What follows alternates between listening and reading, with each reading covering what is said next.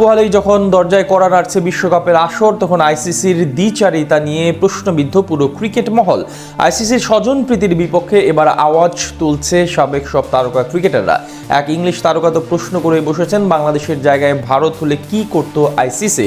মুস্তাফিজ ইস্যুতে বিসিবির অবস্থানকেও সমর্থন জানিয়েছেন সাবেক এই ইংলিশ অধিনায়ক। বাংলাদেশের সিদ্ধান্তে সংহতি জানিয়ে কি বললেন সাবেক এই ইংলিশ তারকা, সেটাই শুনবো প্রতিবেদনে। বিশ্ব ক্রিকেটের বিশাল মঞ্চে সবাই নাকি সমান, কিন্তু বাস্তবতা বলছে ভিন্ন কথা।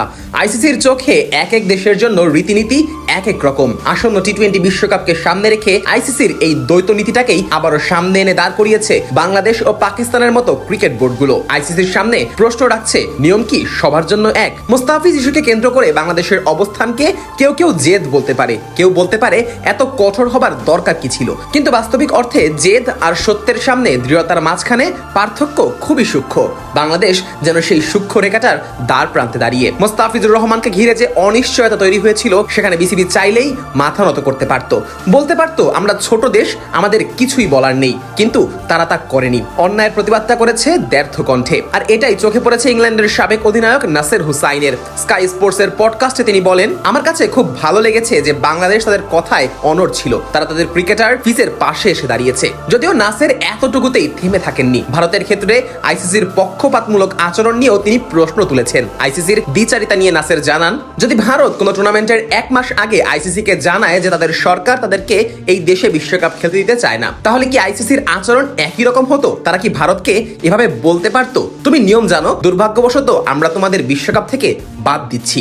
এই প্রশ্নের উত্তর খুঁজতে চাইলে আইসিসির দ্বিচারিতাটাই ফুটে উঠবে, কারণ সবাই জানে বাস্তবতাটা আসলে কি। যখন শক্তিশালী কেউ নিয়ম ভাঙে, তখন নিয়মের হাজারটা ব্যাখ্যা সামনে আনা হয়, আর যখন দুর্বল কেউ প্রশ্ন তোলে, তখন তাকে নিয়মের বাণী শুনিয়ে দেওয়া হয়। বাংলাদেশের ক্ষেত্রেও অনেকটা এমন কিছুই করা হয়েছে। তবে বিসিবি মাথা নোয়ানোর পথ বেছে নেয়নি। পরাজয় হবে জেনেও বিসিবি সকল অন্যায়ের প্রতিবাদ করেছে, আর কঠিন সময়ে তারা পাশে পেয়েছে পাকিস্তানকে। আইসিসির বোর্ড সভা থেকে শুরু করে পুরো বিশ্ব মিডিয়ায় প্রকাশ্যে লিটন মুস্তাফিজদের পাশে এসে দাঁড়িয়েছে পিসিবি। আইসিসির দ্বিচারিতা দূর করবার জন্য তাদের আর্থিক কাঠামোতেই শেষমেশ বড়সড় ধাক্কা দিয়েছে মহসিন নাকবির বোর্ড। আইসিসির সোনার ডিম পাড়া হাঁস হিসেবে পরিচিত ভারত পাকিস্তান ম্যাচ থেকে নিজেদের সরিয়ে নিয়েছে, আর এতেই কোণঠাসা পুরো আইসিসি। ওই যে কথায় আছে না, সোজা আঙ্গুলে ঘি না উঠলে আঙ্গুলটা বাঁকা করতে হয়, পাকিস্তান যেন সেটাই করেছে। বাংলাদেশের পাশে দাঁড়িয়ে পাকিস্তানের এমন সাহসী পদক্ষেপকে স্বাগত জানিয়েছেন নাসের হুসাইন। তিনি বলেন, পাকিস্তানের বাংলাদেশের পাশে দাঁড়ানোকে আমি সাধুবাদ জানাই। পাকিস্তান ভারতের মধ্যকার ম্যাচ দিয়েই আইসিসি ও ভারতকে